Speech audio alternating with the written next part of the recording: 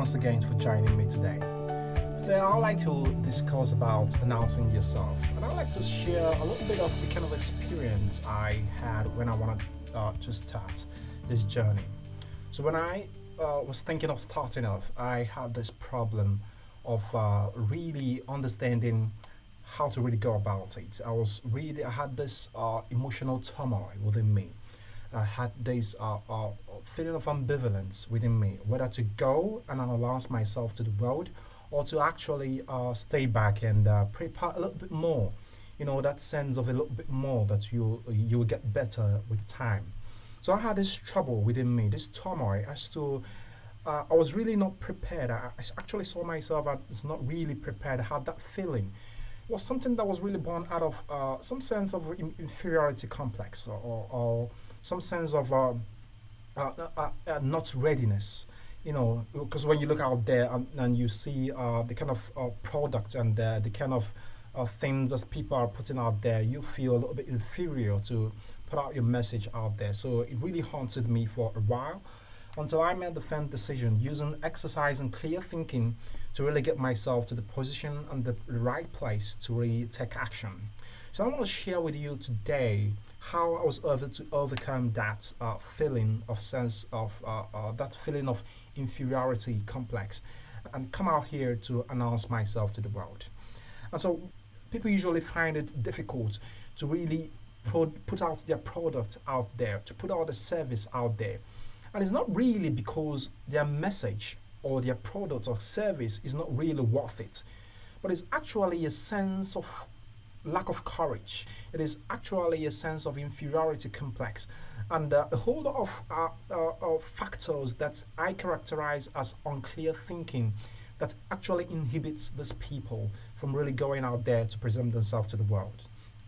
So if you really want to do it like I did it, before I started, I had to, after a series of mental ruminations within me, I had to ask myself these three basic questions. And so the first question that I asked myself was, do I actually have a message? Do I really have a message? And so I had to do the reflection within me. I looked at my documents. I looked at my sources of my sources of inspiration. I looked at the message I had, and I looked at what I was telling people and the truth that I was preaching to people about what I had discovered in the course of my research, what I had discovered in the course of my intellectual journey. And so when I shared it with people, I discovered that people actually found that resonating with them. They found the message resonating with them. So when I had to, when I had to go back within myself and then thinking that through. So after thinking it through, I realized that actually I had a message, and I felt that the message was actually a very useful one. And so that took me to the second question that I asked myself: was anybody ready to listen to my message? Do I had at least, even if it's one person that was ready, that was out there, that was ready to listen to my message, that was willing to listen to my message, that my message could be useful to? This was the question that I asked myself. And so in the situation that I found myself at the time, I realized that I had a young lady that was actually ready to listen to my message. So I asked myself, is she really ready to listen to my message? Is she really ready to accept my message? Does she actually find my message as a source of value? Is it actually giving her relief? Is it actually making her life better? So all of these questions, I summarized it into one question. Is someone out there ready to listen to my message? And from my interactions with her, I realized that actually she was ready to listen to my message. And not only that she was ready, that the message that I gave to her, actually we are bringing some sense of what we are bringing, some level of change in her life. And she was getting better and not getting worse. And so that was the second question. That was the second thing, that really did it for me. The third question, what is very important, is that I had to deal with was, how can I clarify my message to become very vivid and very clear to the person I was delivering it to? How can I simplify my message and make it clear enough for the person that I was delivering it to? And in other words, what I actually was getting at then was how to make my message usable to the person that I was giving it to. And so these are the three questions that I really asked myself. So when I asked that third question, it made me to go into work. I started, I did a lot of thinking. I did a lot of intellectual processing to really get my message and to simplify it to the point that if I could give it to a child, if I could explain it to a child, and he or she was able to was going to be able to understand it at its basic instance. And so when I did that, in exercising clear thinking and clarified my thoughts, clarified my message, I was able to bring it down to the basic points. I was able to bring it down to the most simplistic terms, not simplistic in the sense of banalizing the concepts and the content of the message, but simplistic to the point that it was actually graspable. It was actually understandable to the point that it was useful, and the person that I was delivering it could grasp it instantaneously, and it will become useful to the person. It wasn't complicated. So that's the point. So these are the three things that really actually made it for me. I had to ask myself using intelligent questioning these three questions, and it enabled me to really distill my thoughts and to really give me the confidence that I needed to go out there and to preach my message. And so I published my first book, and I also engaged in a series of talks and presentations following the publication of the book to really expand on my message and to put it out there. And ever since I published my book, I have been getting invitations from people. I've been getting letters. I've been getting messages from people whose lives has been touched in so many ways by the message that I've put out there. So I think these are the three most important questions that you really need to ask yourself if you're finding it a little bit difficult to put it out there, to put out your message there, or to put out your service or your product out there. So let me go through these three questions and to highlight why it's important that you ask yourself this question and to really bring to you the real significance that lies behind these three questions. So the first one, asking yourself, do I really have a message? The problem that we usually have when it comes to the message that we're delivering to the world is that people usually get caught up in the question of uniqueness. You know, so many times we are deceived or we are bamboozled by the opinion that your message is not unique, that you have to make your message unique. And so we are constantly troubled by that question. So when we are bringing out our message to the world, we are constantly looking over our shoulders to look at, oh, is my message unique enough? Is it really totally new? The fact is, there is nothing totally new under the sun. And there is no message that is totally new under the sun. But the truth is that your message is unique, and there is someone out there that is so unique enough that there is no other message that could be so unique than your unique message. So that's the thing. That's how to summarize this. That's how I summarize this. Your message is unique enough, courtesy of your uniqueness as a human being, that there is someone out there who has a unique problem that is only that your unique message, which comes from your unique experience as an individual, only can solve. So that's the way to look at it. By the very fact that you are a unique human being, that you have a unique experience, that you have a unique background, and that your genes, your DNA, and your fingerprints, and your retinal lens, no one else on earth shares these characteristics with you. No one has shared it in the past. No one is sharing it in the present. What it actually means is that you have a certain level of uniqueness that is genetically, biologically, psychologically, and ontologically ascribed to you only. And by the fact of this uniqueness that is ascribed to you only, your message automatically borrows this uniqueness. It automatically embodies this level of uniqueness. It embodies all of this uniqueness and encapsulates it into a unique message that should be delivered to people. And there is someone out there that actually deserves, that actually is longing for this unique message that you are going to deliver. So never Ask yourself, never think for a second that you don't have enough that you don't have a unique message to give to people, because the danger with that is that when you start looking over your shoulders trying to make your message unique enough in the sense that it is being projected out there, you risk stripping your message of the creativity and the originality that is supposed to be associated with it.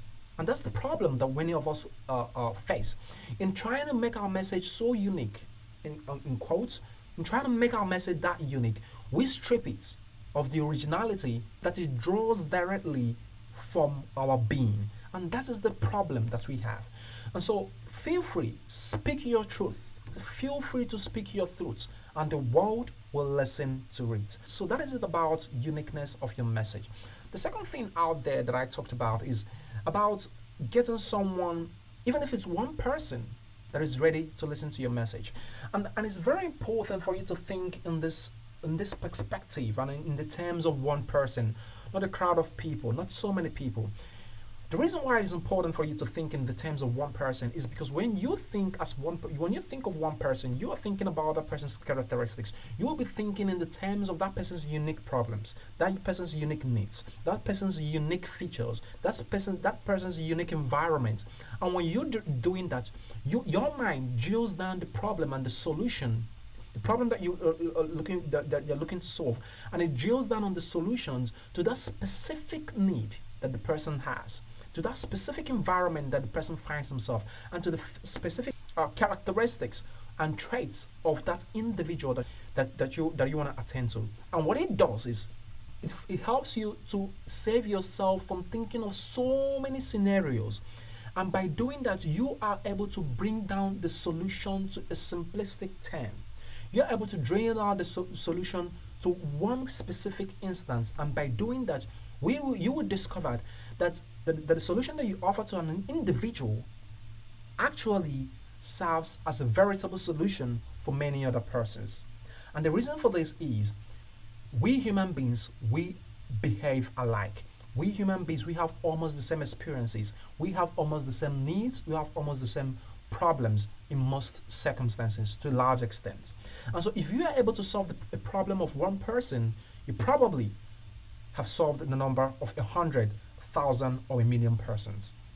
But if you want to solve that problem, it is dangerous for you to start thinking in the terms of this 1,000,000 persons. You need to think in the terms of this individual with a unique experience, unique traits, and unique environmental condition and factors that are surrounding him. Only then can your mind focus and bring out a useful solution that can really help that person, because your brain is not designed to think in terms of large numbers. It is designed to think in specific terms. So if you're able to get yourself to think in those specific terms, you can drill down the solution that you're giving to specific terms that are really useful to the person that you're looking to solve his or her problem. And by doing that, you would have solved the problem of many other people out there. So that's it for the second question that you need to ask. Now, for the third question, which is about clarifying your message, it's very important that you learn how to do this. The importance of clarification cannot be overstated. I've said this in many platforms, and I've written extensively on this. The sufficiency of solution that you're going to proffer to a problem is directly dependent on the level of clarity you have on the problem that you're seeking to solve. And it's important for you to really to understand that, because at the point of clarification, you reduce all the factors that are embedded in that problem to its most simplistic term, so that you will be able to drill down to the basic rudiments that are the basic ingredients that make up that problem. And so if you're able to carefully, intelligently interpret these problems clearly enough, it will be very easy for you to find the best solutions for it. And it is usually said that the person that has the best solution to a problem is usually the person that has the clearest definition for that problem. So I think it's very important for you to really find a way to clarify your message and to make it very simple, to clarify your service and to make it simple enough that it captures the solution that you're looking at a glance. Simple, direct, straight to the point. There's no need complicating issues. If you cannot explain it to a 7-year-old child, to a 3-year-old child, then you probably do not understand, have a better solution for that problem. You probably even do not understand it yourself. So I encourage you to try as much as possible, looking at the person that you're crafting this solution for, look at that problem and try as much as possible to clarify it to the point of its utmost simplicity so that you can get to the basics of that problem. By doing that, it becomes very clear and it becomes very easy for you to deliver a solution that is very much understandable and that gets to the heart of the problem that you're looking to solve. So I hope you find this message very useful, and I believe that if you go about these steps, you will find that it is very much easier for you to announce yourself to the world, irrespective of the inferiority complex that could be weighed down on your shoulder, irrespective of the lack of confidence or the lack of courage that could be holding you back. If you are able to follow these 3 steps like I did, you will be able to come to this point that you would deliver a message that resonates with people out there and that really delivers enough value to people and solves people's real needs, whether it's in form of a message, whether it's in form of a product you're delivering, or a service that is going to solve people's problem. So thank you so much for joining me on today's Clear Thinking series. I look forward to sharing more messages to you that will help you in clarifying your thoughts and help you in attending to the issues that confront your daily life. So thank you so much, and I'll see you in the next video. Thank you.